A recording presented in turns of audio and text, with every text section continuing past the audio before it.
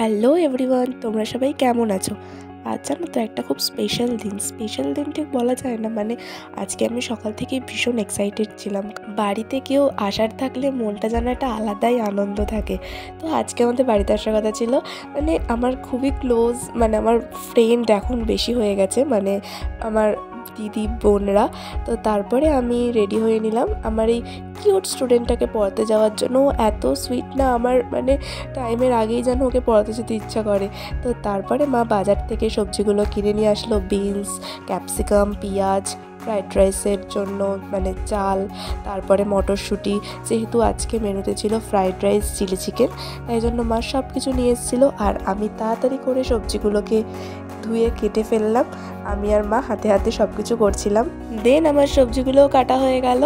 তারপরে মা ফ্রাইড রাইসের জন্য সব কিছু রেডি করছিল। রান্নাটা মাই করেছে, আমি তো পুরোটা করতে পারি না, আমি জাস্ট মাকে একটু একটু হেল্প করেছি। আমি খালি টাইম গুনছিলাম, কখন বিকেলটা হবে, কখন ওরা আসবে, একটু আড্ডা মারতে পারবো, গল্প করতে পারবো।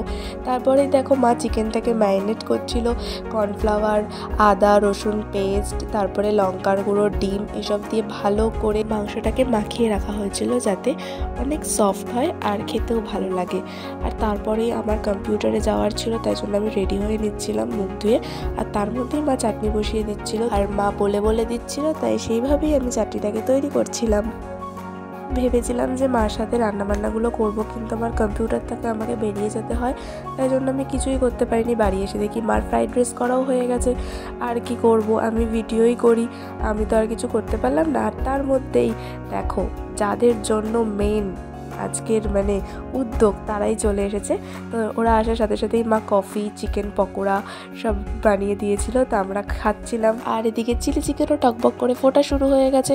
আর আমাদের কাজ কি, আমরা পেয়ে গেছি আড্ডা মারার জায়গা, তো আমাদের গল্প শেষই হচ্ছিল না। আমরা প্রচুর গল্প করছিলাম। তারপরে আমাদের মনে পড়লো যে আমাদের খেতে হবে, তাই আমরা খেতে বসে গেলাম। তো আজকের ভিডিওটা এইটুকুই, টাটা।